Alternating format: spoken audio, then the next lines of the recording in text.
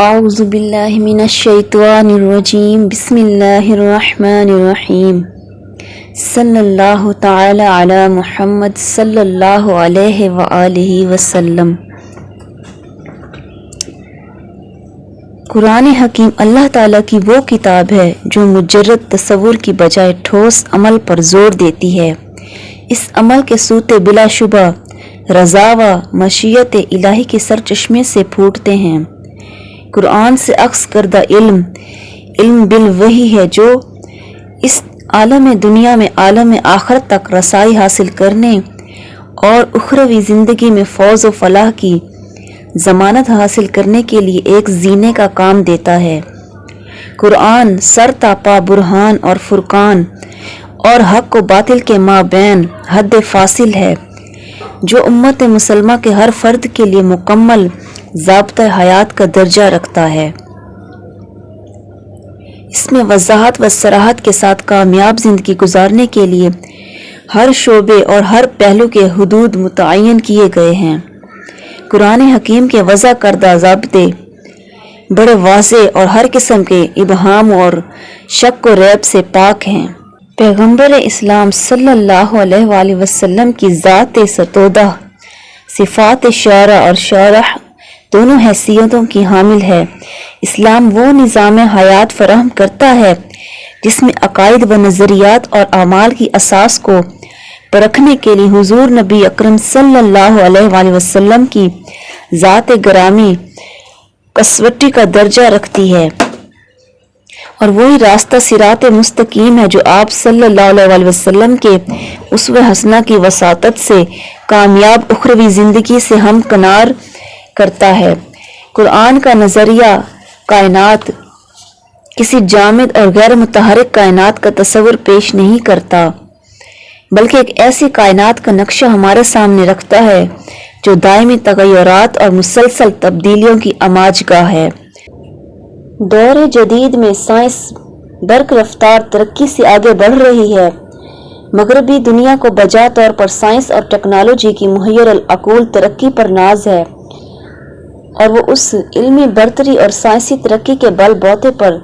دیگر بہت سی مفلس و کمزور قوموں کی طرح عالم اسلام کو بھی اپنا زیر نگی بنا کر رکھنا چاہتی ہے۔ جدید تہذیب جو فی الحقیقت سائنسی تہذیب کا دوسرا نام ہے، جغرافیائی فاصلوں کا خاتمہ کرتی چلی جا رہی ہے۔ لاکھوں میل کی مسافت میں بکھری انسانی آبادی گلوبل ویلیج بن کر رہ گئی ہے۔ سائنسی تحقیقات کی بدولت صحرا و بیابان لہلہاتے کھلیانوں اور گلستانوں میں تبدیل ہو رہے ہیں، اور زیر زمین مدفون خزانے انسان کے قدموں میں ڈھیر ہو رہے ہیں۔ سائنس نے دور حاضر کے انسان کے ہاتھوں میں وہ قوت دے دی ہے جس کے بل بوتے پر وہ پوری دنیا کے وسائل کو اپنے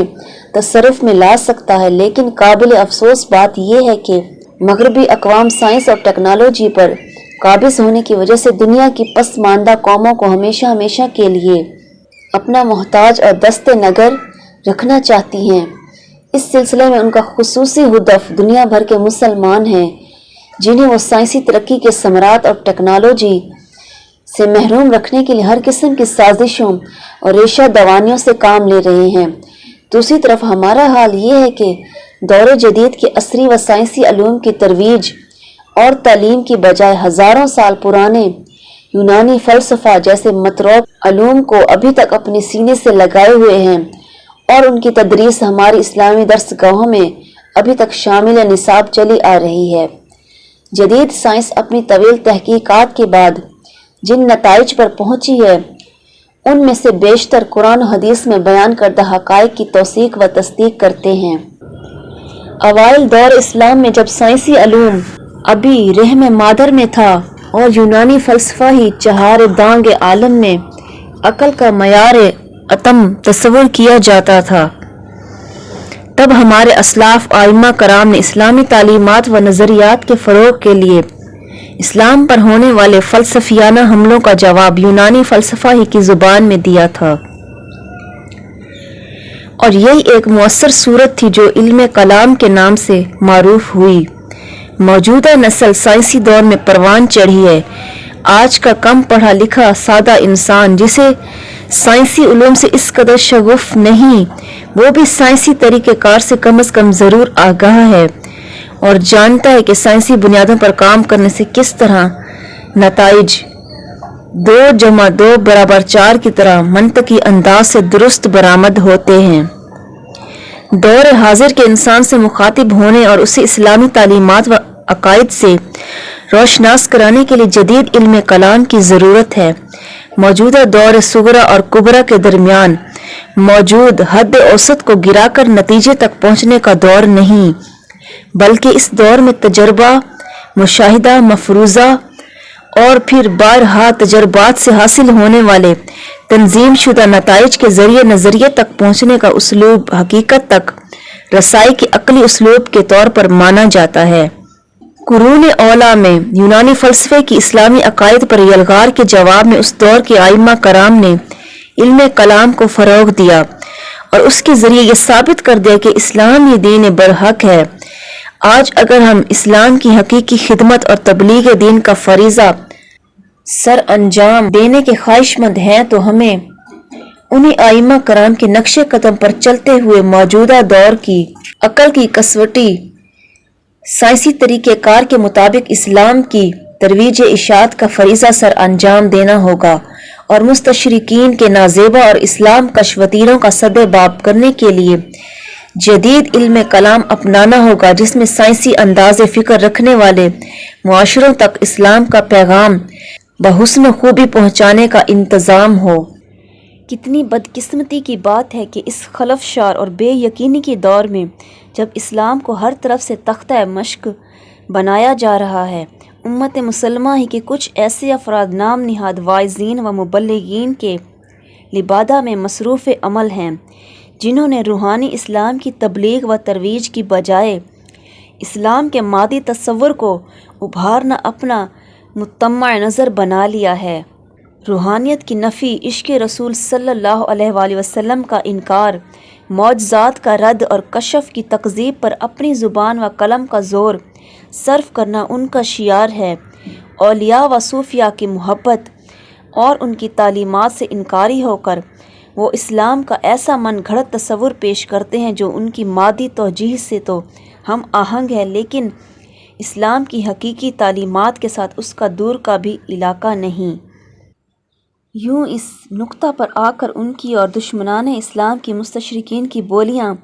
کسی حد تک ایک دوسرے سے مل بھی جاتی ہیں، اس لیے کہ اسلام دشمن نظریات کے حامل مغربی دانشور اور مستشرقین بھی امت مسلمہ کو اسی سرچشمے سے دور کرنا چاہتے ہیں جو روحانیت سے پھوٹتا ہے، اور یہ نام نہاد مبلغین اسلام بھی روحانیت اسلام کے فیضان سے منکر ہو کر ان کے ہم نوا بن گئے ہیں۔ اغیار تو ببانگ دہل یہ بات کہتے نہیں تھکتے کہ 14 صدیاں گزر جانے کے بعد بھی پیغمبر اسلام کس طرح زندہ اور روحانی فیضان کے حامل ہو سکتے ہیں۔ یہ کج نہاد اور برخود غلط علماء بھی یہی بات کہتے ہیں کہ ہمارا نبی زندہ نہیں، وہ صرف قرآن کو ماننے کا دعویٰ کرتے ہیں اور صاحب قرآن کی عظمت و روحانیت سے انکاری ہیں۔ یہ ایک ناقابل تردید حقیقت ہے کہ دینی مدارس میں تبلیغ دین کا فریضہ سر انجام دینے والے علماء کا عوام کی بڑی اکثریت سے رابطہ اور تعلق کے خاطر بالکل کٹ چکا ہے۔ وہ میدان جہاں تبلیغ کی اصل ضرورت ہے وہ ان کے حلقہ اثر سے باہر ہے۔ اس وقت اسلام کے نظریات و تصورات کی جنگ جس سطح پر شرق تا غرب، عرب و عجم کی سرزمین پر شد و مد کے ساتھ لڑی جا رہی ہے وہ ہمارے عام علماء کی رسائی سے باہر ہے۔ اگر ہمارے علماء میں سے کوئی کفر و الحاد کی مارکوں کا مقابلہ کرنے کے لیے وہاں پہنچتا بھی ہے تو عصری علوم سے محرومی کی بنا پر دعوت و تبلیغ کے لیے ان کے دلائل کا سہارا لیتا ہے جو قرآن و سنت اور دور حاضر کی علمی تہذیب کی سطح سے کہیں نیچے ہیں۔ ان کے پاس محض کتابی و کراماتی دلائل ہیں یا تذکرے، مناظرے، فتوے اور اشعار سے مزین باتیں اور تنقیدیں جن سے وہ آج کے سائنسی ذہن کی تسلی و تشفی نہیں کر سکتے، جس کا نتیجہ یہ نکلتا ہے کہ وہ قرآنی آیات اور احادیث مبارکہ سے جو موقف ثابت کرنا چاہتے ہیں وہ ان سے نہیں ہو پاتا، اور خلط مبحث سے یہ نہیں کھل پاتا کہ کیا صحیح ہے اور کیا غلط۔ وہ قرآنی آیات اور احادیث کی غلط تفسیر و توجیہ کر کے اس بات کو شرک اور بدعت ثابت کرتے ہیں جو شرک اور بدعت نہیں۔ اسی طرح فتووں کا کاروبار گرم کر انہوں نے تکفیر سازی کے کارخانے کھولے ہوئے ہیں جن سے وہ جسے چاہیں آنے واحد میں کافر ثابت کر دیتے ہیں۔ یوں یہ کہنا بے جا نہ ہوگا کہ قرآن و سنت کا نام لے کر قرآن و سنت پر مبنی عقیدے کی جڑیں کاٹی جا رہی ہیں اور کوئی ان کے قلم اور زبان کو روکنے والا نہیں۔ قرآن مجید کا انداز اور اسلوب بیان اپنے اندر حکمت و موازت کا پیرایا لیے ہوئے ہے۔ اسی موازت بھرے انداز میں بعض اوقات آیات قرآنی کے براہ راست مخاطب حضور صلی اللہ علیہ وآلہ وسلم کی ذات ہوتی ہے، لیکن آپ صلی اللہ علیہ وآلہ وسلم کی وساطت سے پوری امت کو حکم دینا ہوتا مقصود ہے۔ قرآن مجید کی درج ذیل آیات کریمہ میں اللہ رب العزت نے اپنے محبوب صلی اللہ علیہ وآلہ وسلم سے ارشاد فرمایا، وَاصْبِرْ نَفْسَكَ مَعَ الَّذِينَ يَدْعُونَ رَبَّهُمْ بِالْغَدَاةِ وَالْعَشِيِّ يُرِيدُونَ وَجْهَهُ وَلَا تَعْدُ عَيْنَاكَ عَنْهُمْ تُرِيدُ زِينَةَ الْحَيَاةِ الدُّنْيَا وَلَا تُطِعْ مَنْ أَغْفَلْنَا قَلْبَهُ عَنْ ذِكْرِنَا وَاتَّبَعَ هَوَاهُ وَكَانَ أَمْرُهُ فُرُطًا۔ اے میرے بندے، تو اپنے آپ کو ان لوگوں کی سنگت میں جمائے رکھا کر جو صبح و شام اپنے رب کو یاد کرتے ہیں، اس کی رضا کے طلبگار رہتے ہیں۔ تیری محبت اور توجہ کی نگاہیں ان سے نہ ہٹیں۔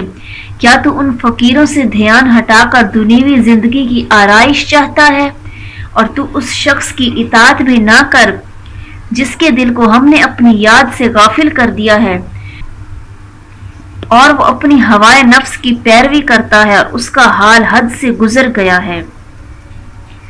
اس ارشاد ربانی میں حضور صلی اللہ علیہ وآلہ وسلم کے توسط سے امت مسلمہ کے عام افراد کو یہ حکم دیا جا رہا ہے کہ ان لوگوں کی معیت اور صحبت اختیار کریں اور ان کی حلقہ بگوشی میں دل جمعی کے ساتھ بیٹھے رہا کریں، جو صبح و شام اللہ کے ذکر میں سرمست رہتے ہیں اور جن کی ہر گھڑی یاد الہی میں بسر ہوتی ہے۔ انہیں اٹھتے بیٹھتے چلتے پھرتے کسی اور چیز کی طلب نہیں ہوتی، وہ ہر وقت اللہ کی رضا کے طلبگار رہتے ہیں۔ یہ بندگان خدا مست صرف اپنے مولا کی آرزو رکھتے ہیں اور اسی کی آرزو میں جیتے ہیں اور اپنی جان آفرین کے حوالے کر دیتے ہیں۔ غوث اعظم سیدنا عبد القادر جیلانی، حضرت خواجہ معین الدین چشتی اجمیری، حضرت بہاؤالدین ذکریہ ملتانی، حضرت شاہ رکن عالم اور حضور داتا گنج بخش ان لوگوں میں سے تھے جنہوں نے خود کو اللہ کے قریب کر لیا تھا۔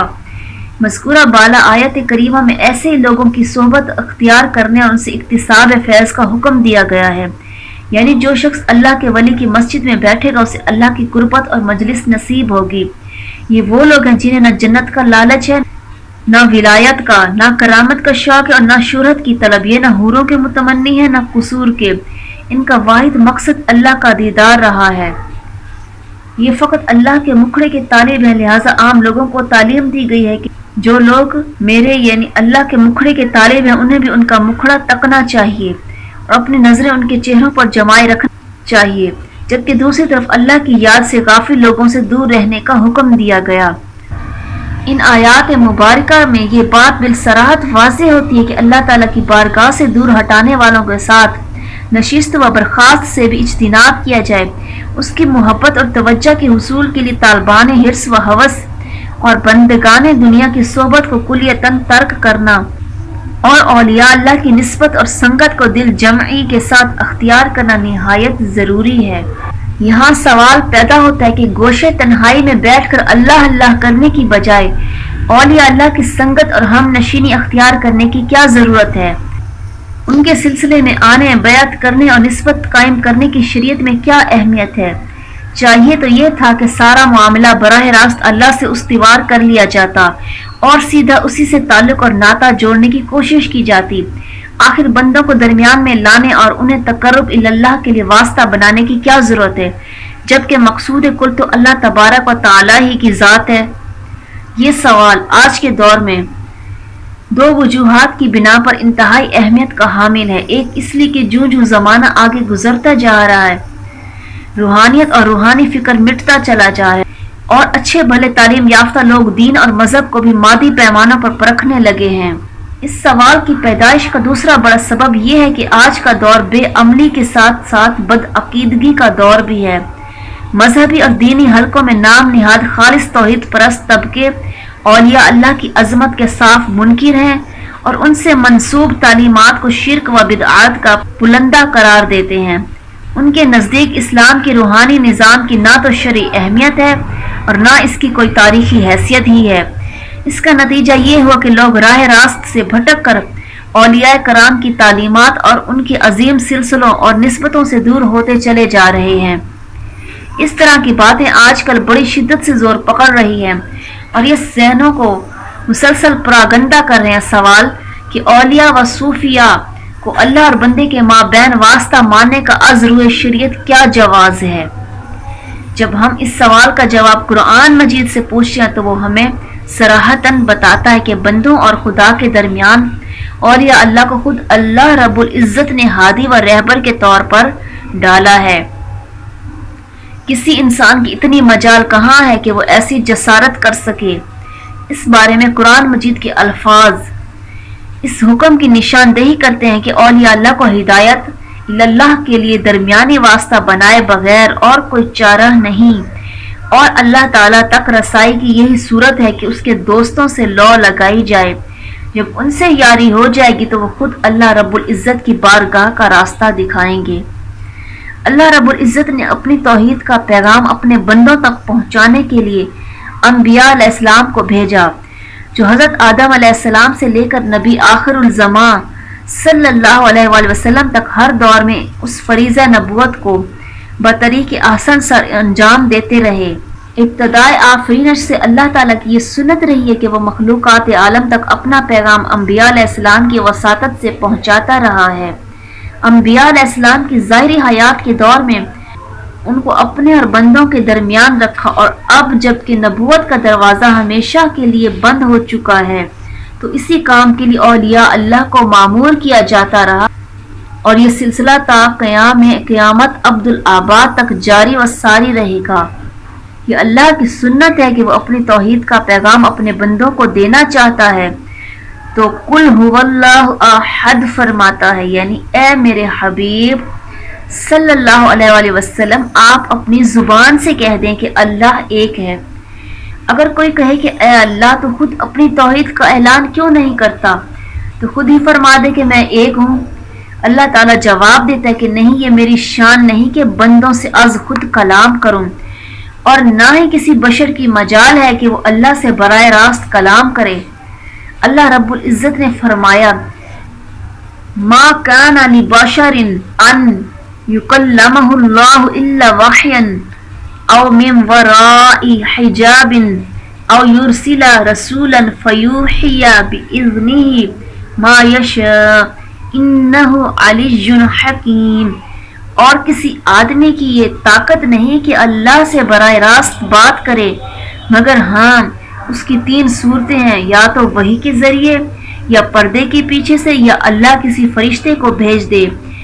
کہ اس کے حکم سے جو اللہ چاہے وہی کرے، بے شک وہ بڑے مرتبہ والا حکمت والا ہے۔